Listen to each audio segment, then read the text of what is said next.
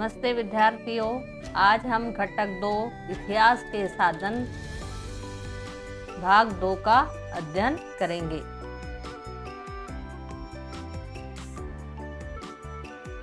पिछले घटक में हमने भौतिक साधन और लिखित साधन का अध्ययन किए थे। अब हम मौखिक साधन का अध्ययन करेंगे।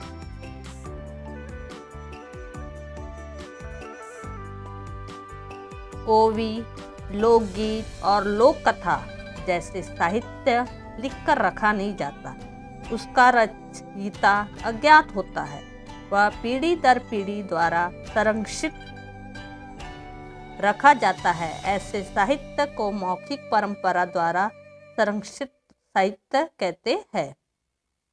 इस साहित्य में ओविया, लोकगीत, लोक कलाएं जैसे लोक साहित्य विधाओं का समावेश होता है। ऐसे साधनों को इतिहास के मौखिक साधन कहते हैं। ओवी यानी चक्की का गीत। आपको पता है, पहले जो प्राचीन काल में गांव की जो स्त्रियां है, पहले बाहर आटा पिसाने नहीं जाते थे। घर में 2 पाटे होते थे पत्थर के बड़े बड़े, और उसमें लकड़ी का डंडा लगा होता था, और 3-4 स्त्रियां मिलकर क्या करती थी, उस चक्की को घुमाती थी, थोड़ा थोड़ा बीच में डालती थी और उसको घुमाती थी। उस समय वो क्या करती थी, गाने गाती थी, जिसको ओवी बोलते हैं। ठीक है। उसी प्रकार लोकगीत,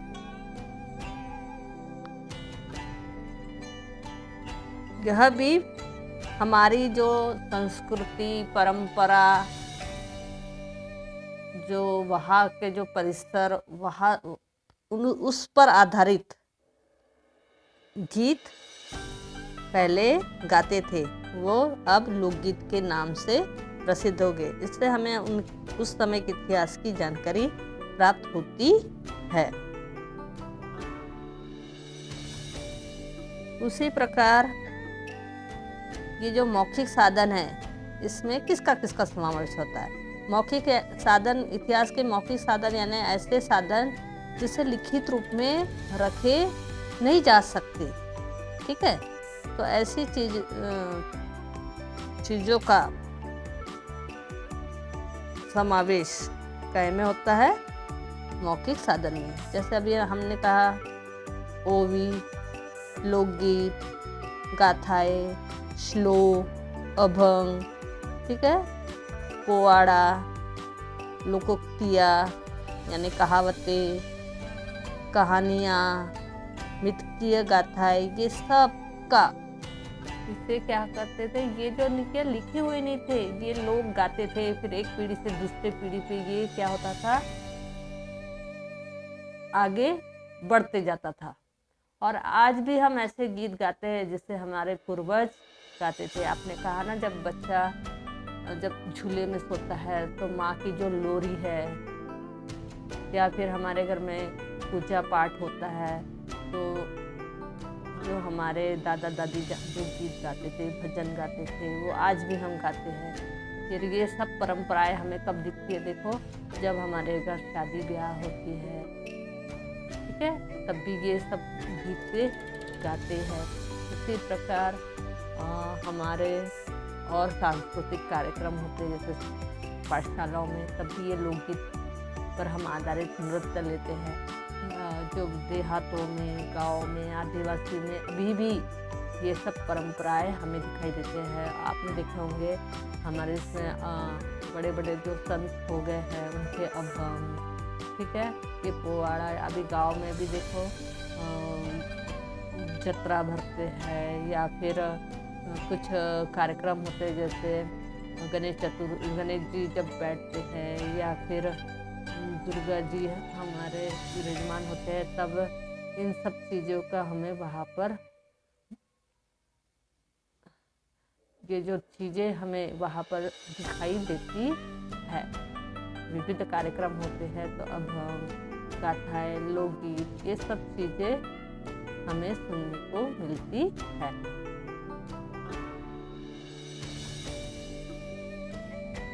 चित्र में देखो, आप सर्च करेंगे तो ओवी क्या होती है वो आपको दिखाई देंगे। आप वीडियो यूट्यूब में आप इस प्रकार के वीडियो देखिए, ओवी कैसी होती है ये आप देख सकते हैं। ठीक है, ये भगवान पर भी आधारित होती है। ठीक है,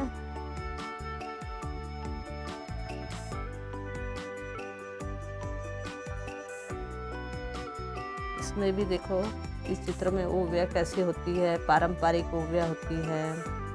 ठीक है, यानी ये देखो, जो पहले चित्र में देखो 4 स्त्रियाँ, ये देखो पाटा किस प्रकार की घुमाती थी, क्योंकि किस प्रकार के जो ओवी बोलने से क्या हो जाता था, उनको पता ही नहीं चलता था कि कब उनको थकावट महसूस नहीं होती थी, और वो गाते गाते अपना पूरा जो है आटा बरोबर पीस लेते थे। आप देखो भगवान जो है दिख रहे हैं यहाँ पर, इस पर भी है, यानी देवी देवताओं पर भी ये ओवी बोली जाती है, और उसी से फिर उनकी जुबान पर ये बैठ गया।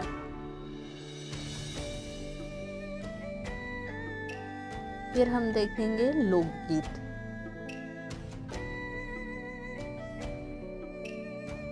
ठीक है, विविध कार्यक्रम में उनके जो त्योहार रहते हैं, शादी ब्याह रहते हैं, पारंपरिक, इसमें इस प्रकार के लोकगीत गाए जाते हैं। आप यह लोकगीत भी सर्च करके देख सकते हैं किस प्रकार होते हैं। फिर गुजराती में भी लोकगीत रहते हैं। ऐसे बहुत सारे लोकगीत आप सुन सकते हैं। हर भाषा के भी आप हर भाषाओं में, छत्तीसगढ़ी, गुजराती, मराठी, बिहारी, ऐसे बहुत सारे आपको, भोजपुरी, ऐसे बहुत सारे आपको लोकगीत मिलेंगे जिसमें आप पंजाबी, तो सुनते ही हमारा मन झूमने लगता है और हम थिरकने लग जाते हैं।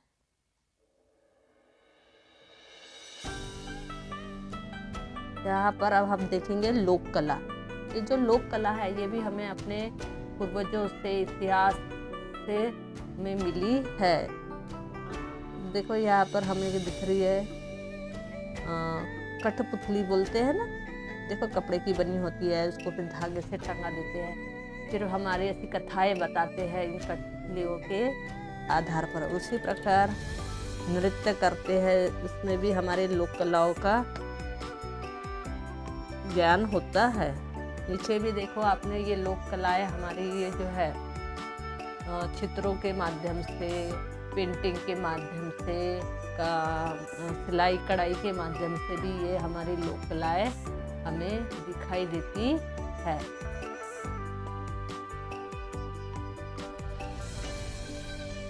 यहाँ पर देखो ये लोक कला में देखो, ये जो स्त्री है देखो इस प्रकार ये करके अपने गीतों को, अपनी कला को प्रस्तुत करती है। यहाँ पर भी देखो एक चित्र दिख रहा है, यहाँ पे नृत्य का और इसकी कला किस प्रकार के नृत्य होते थे, इस कला का हमें ज्ञान होता है।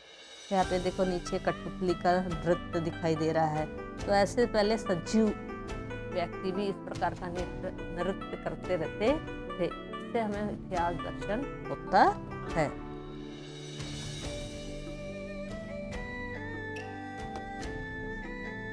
फिर है पौराणिक कहानियाँ, यानी कुछ कहानियाँ ऐसी है जो सदियों से चली आ रही है और हम सुनते समय हमें पूरा चित्र हो जाता है हमारे दिमाग में, पूर्वज कैसे थे। जैसे अकबर बिरबल की कहानी सुनो तो मैं उस प्राचीन काल याद आ जाता है। उसी प्रकार विक्रम और बेताल की कहानी, वह भी हमें प्राचीन पुराण याद दिलाता है। रामायण, महाभारत, फिर गीता, ये जब पढ़ते हैं तो जो कहानियाँ हैं, ये हम पहले किताब पढ़ के नहीं, हमारे जो पूर्वज है, हमारे दादा दादी है, हमको ये कहानियाँ सुनाते थे।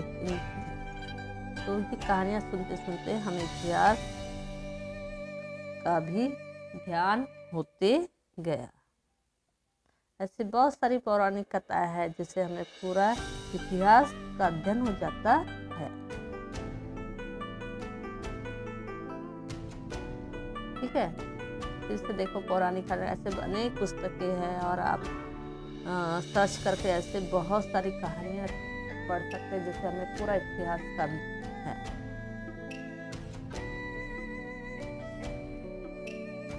अब है अभंग। अब अभंग में किसका आपको मालूम है, हमारे महाराष्ट्र में, हमारे देश में ऐसे बहुत सारे संत हो गए हैं और उनके द्वारा जो गीत, जो अभंग बोले जाते थे वो एकदम ज्ञानवर्धक होते थे, हमें उपदेश देते थे। तो वो अभंग उनका किताब लेके नहीं बैठे, हमारे जो पूर्वज है, दादा दादी है, परदादा है, ये उनकी जुबानी हो गई थी और उनके कहने से वो उनसे हमारे दादा दादी पर, हमारे परदादा से हमारे दादा दादी पर, फिर दादा दादी से हमारे पिताजी से और पिताजी से फिर हमने ये सब सीखे है। तो जैसे देखे आपने विट्ठल, भगवान विट्ठल के भी अभंग है, संत तुकाराम, नामदेव, ज्ञानेश्वर, इन सब के, स्वामी समर्थ, इनके अभंग है जो कविता के रूप में और श्लोक के रूप में हम जुबानी बोलते रहते हैं। आप ये सब क्या यूट्यूब में सर्च करके देख सकते हैं कि ये किस प्रकार होते हैं। यानी जितने भी संत हैं इनकी जो द्वारा जो लिखे हुए हैं वो अभंग, ठीक है, वो हम पढ़ सकते हैं। इन सब का समावेश इतिहास में होता है। फिर हम देखेंगे श्लोक। ये जो बड़े बड़े महान व्यक्ति, महान संत, जो संस्कृत में भी बड़े बड़े ये श्लोक हो गए जो बहुत ज्ञानवर्धक है। सुबह उठते तो कौन सा श्लोक बोलना है, खाना खाते समय, विद्या ग्रहण करते समय, ये जो श्लोक है ये भी हमें का ज्ञान कराते। इतिहास के साथ साथ हमें संस्कृति का भी ज्ञान कराते हैं।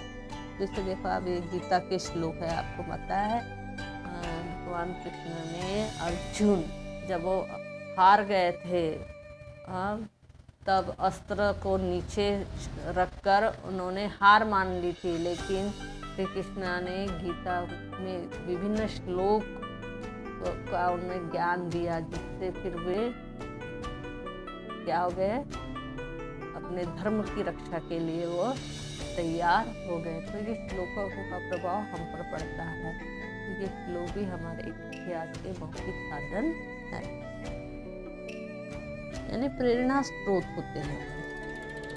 अब है ये अभंग, ये गाथा, ये जो गाथा है देखो अभंगाची गाथा, इनकी जो है गाथाएं, ठीक है, ये भी हमारे एक प्रकार के इतिहास के भौतिक साधन है। अब है पोवाड़ा। देखो ये देखो आपने देखा होगा कि जो गांव में विभिन्न कार्यक्रम होते हैं तो इसमें वो पोवाड़ा बोलते हैं मिलकर, ठीक है। पोवाड़ा है ये पीढ़ी, एक पीढ़ी अनेक पीढ़ियों से चलते हुए आ रही है, ठीक है। गांव में ये सब आज भी दिखाई देता है, कुछ भी उनके में कार्यक्रम होते हैं तो ये सब चीज़ें वहाँ पर आती है, दूर दूर से लोग आते हैं, ठीक है। जैसे हमारे शहरों में चलो भजन चलता है मंदिरों में, तो वहाँ पर ये सब पोवाड़ा, अभंग, गाथा यानी कहानियों की तरफ से वो गा गा कर प्रस्तुतिकरण करते हैं। तो ये सब चीज़ें ये बहुत मौखिक साधन में इसका समावेश होता है।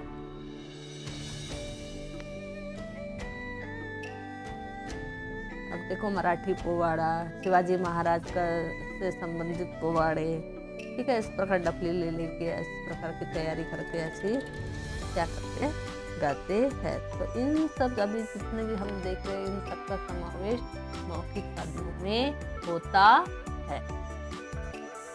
हम देखेंगे अब मौखिक साधन, ओवी, लोकगीत और लोक कथा जैसे साहित्य लिख कर रखा नहीं जाता, उसकी रचयित अज्ञात होती है, वह पीढ़ी दर पीढ़ी द्वारा संरक्षित रखा जाता है। ऐसे साहित्य को मौखिक परंपरा द्वारा संरक्षित साहित्य कहते हैं। इस साहित्य में ओविया, लोकगीत, लोक कलाएं जैसे लोक साहित्य विधाओं का समावेश होता है। ऐसे साधनों को इतिहास के मौखिक साधन कहते हैं। हमने अभी पिछले वीडियो में हमने देखा था कि भौतिक साधन कौन कौन से हैं, लिखित साधन कौन कौन से हैं, और आज हमने देखे मौखिक साधन कौन कौन से हैं। आपको फिर से मैं याद दिला दूँ कि भौतिक साधनों में गुफा चित्र, मिट्टी के बर्तन, मिट्टी के शिल्प, मन के रत्न आभूषण, पत्थर, ठीक है,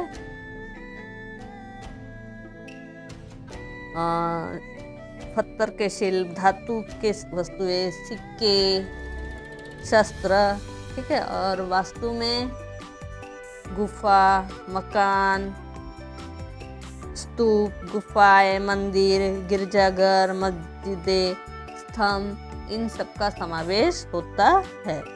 लिखित साधन में हड़प्पा लिपि में लिखे लेख, वैदिक साहित्य, यानी लेखन के लिए इन साधनों का उपयोग किया गया। यानी प्राचीन भारत में इतिहास लेखन के साधन, यानी इन सब साधनों में क्या किया गया है, लेखन किया गया है। ठीक है, पहले क्या था, कॉपी किताबें नहीं थी, तो कहाँ पर लेखन करके रखा गया, तो इन चीज़ों पे लेखन करके रखा गया था। ठीक है, ये हमने पिछले पाठ में पढ़े थे। मेसोपोटामिया का स्टिका लेख, महाभारत रामायण ग्रंथों की पांडुलिपियाँ, जैन बौद्ध साहित्य, ग्रीक इतिहास के यात्रियों का लेखन, चीनी यात्रियों द्वारा लिखित यात्रा वर्णन, व्याकरण ग्रंथ, पौराणिक ग्रंथ, उकेरे गए लेख। अब हम देखेंगे मौखिक साधन। प्राचीन भारत की मौखिक परंपरा द्वारा संरक्षित वैदिक, बौद्ध और जैन साहित्य अब लिखित स्वरूप में उपलब्ध है। यद्यपि इन साहित्यों का रूपांतर अब लिखित स्वरूप में हुआ है, फिर भी इनका पाठ करने की परंपरा अब भी जारी है। इतिहास के लेखन हेतु जब मौखिक साहित्य का उपयोग किया जाता है, तब उसका समावेश मौखिक साधनों में होता है। यानी ये जो मौखिक साधन है, भले ही आज हमने लिख के रखा है, इनके ऊपर बड़ी बड़ी किताबें तैयार हो गई है, ग्रंथ तैयार हो गया है, लेकिन आज भी अनेक घरों में रोज प्रतिदिन 2-2 श्लोक और कथा करते हैं, तो पौराणिक कथाएं बताना, जो समारोह होते हैं तो पारंपरिक लोकगीतों का गायन करना आज भी हमें दिखाई देता है।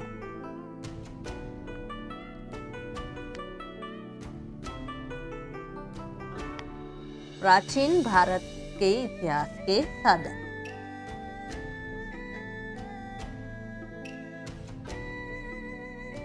अश्मयुग से लेकर ईस्वी सन की 8वीं शताब्दी तक का कालखंड भारतीय इतिहास के प्राचीन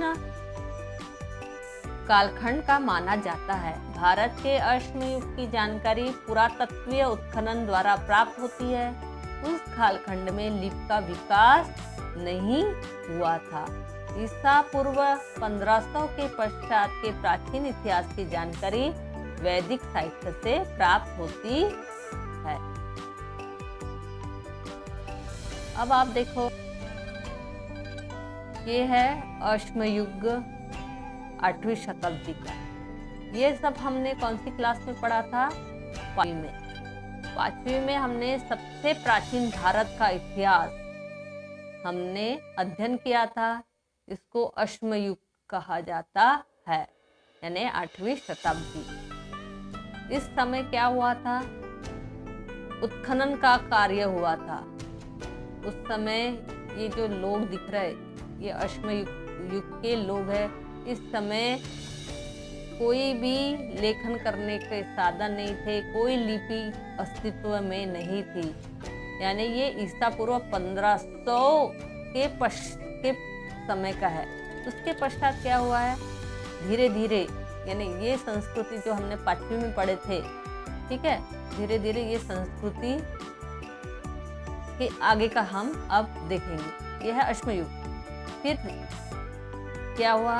वैदिक साहित्य का निर्माण हुआ। देखो, ये पुरानी संस्कृति है ये, ठीक है, आदिम मानव कितना, ये देखो सब आप ध्यान से निरीक्षण करो चित्र में हमें क्या क्या दिखाई दे रहा था। हमने 5वीं में पढ़े थे कि किस प्रकार ये मानव का था, ये पुराने किस प्रकार के थे, हमने पूरा 5वीं में अध्ययन किया था। ठीक है, उस समय लिपि नहीं थी।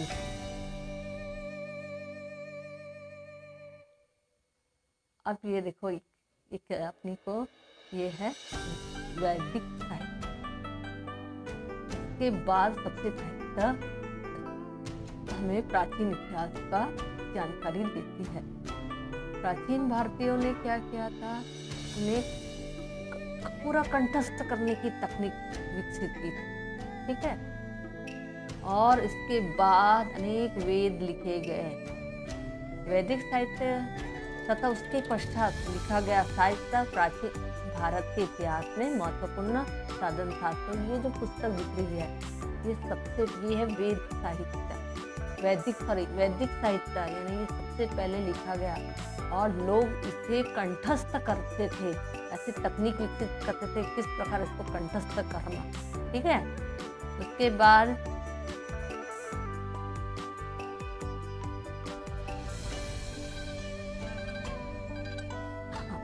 बाद क्या लिखा गया, वेद लिखा गया। दिख रहा आपको पता है कि वेद 4 प्रकार के होते हैं, ठीक है।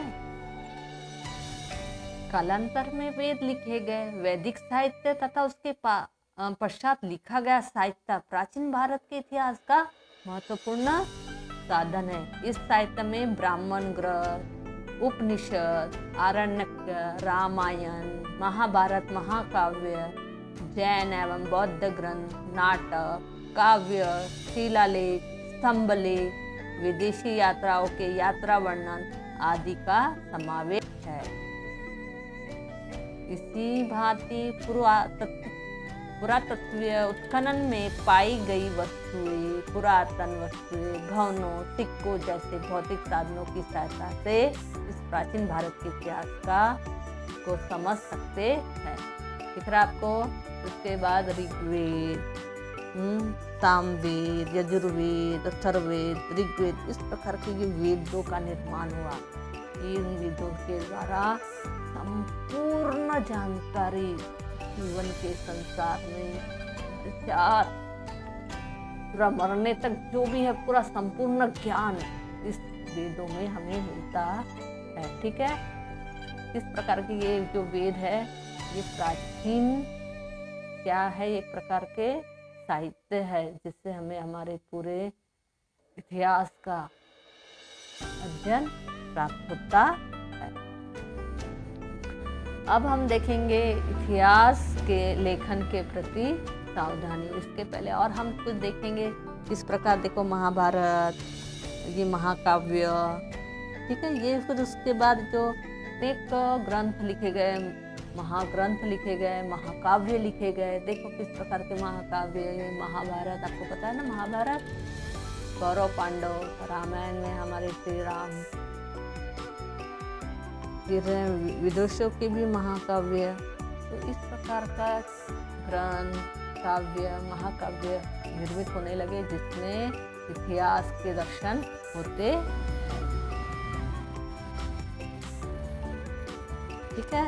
उसके बाद आपको और दिख रहा है महाकाव्य किस प्रकार के, देखो तपस्वी बौद्ध, भगवान बौद्ध पर भी है, और जैन धर्म पर श्री साई, ज्ञानेश्वरी, ठीक है। महाराष्ट्र के जो संत है उन पर भी। इस प्रकार के जितने भी महान लोग, महात्मा, भगवान, महान पुरुष, उन पर क्या लिखने लगे, महाकाव्य।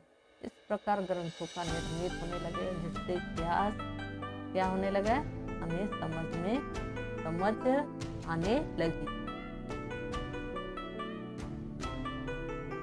अब हम देखेंगे इतिहास लेखन के प्रति सावधानी। इतिहास के साधनों को उपयोग में लाते समय सावधानी बरतनी। प्रमाण केवल पुरातन होने के कारण वह विश्वसनीय होगा ऐसा नहीं होता है। वह किसका लिखा है, क्यों लिखा है, कब लिखा है, इसकी छानबीन करनी पड़ती है। विविध प्रामाणिक साधनों के आधार पर निकाले गए निष्कर्षों की एक दूसरे के साथ पड़ताल करनी पड़ती है। इतिहास लेखन में सूक्ष्म विश्लेषण पद्धति को बहुत महत्व प्राप्त होता है। ठीक है, ये जो इतिहास लिखा गया है, हमारे जो प्राचीन इतिहास, तो ऐसे ही मन से कुछ भी नहीं लिखा गया है। इसको लिखते समय बड़ी सावधानी बरतनी पड़ती है, क्योंकि जो भी लिखा जाता है उसमें विश्वसनीय होना बहुत जरूरी है, यानी सत्य होना बहुत जरूरी है। अतः जो भी चीज़ संग्रह किया जाता है तो उसका समय, तारीख, यानी उसके जो सबूत है वो साथ में रखना पड़ता है। यानी वो किसने लिखा, क्यों लिखा, कब लिखा, इन सब की छानबीन करनी पड़ती है। ठीक है, और प्रमाण हासिल करना पड़ता है, यानी विविध प्रामाणिक साधनाओं के आधार पर फिर उसका निष्कर्ष निकाला जाता है। फिर एक दूसरे के साथ पड़ताल करनी पड़ती है। जिस प्रकार हम विज्ञान विषय में जब प्रयोग करते हैं, प्रयोग करने के बाद जो निष्कर्ष निकलता है, ठीक है, तो उसको एक ही बार नहीं करते, 2-3 बार करते हैं, फिर जो निष्कर्ष निकलता है वो सत्यता की जांच होती है।